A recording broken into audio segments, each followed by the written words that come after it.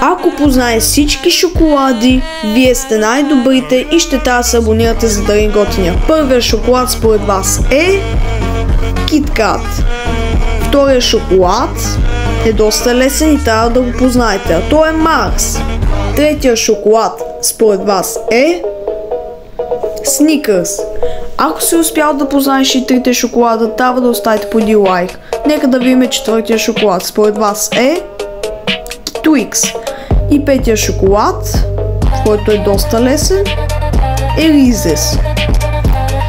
И не забравяй също така и да се абонираш за Дарин Готиня.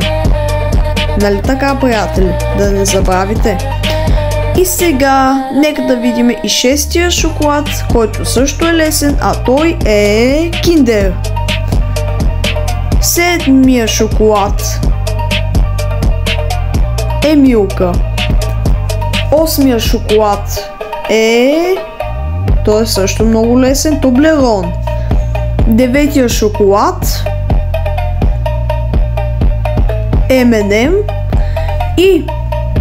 И дали си готов за 10-тия шоколад да го познаеш? И също така напишете в коментарите дали сте познали всички или не. И 10-тия шоколад е Мерси. Абонирайте се за Дарин Готиня.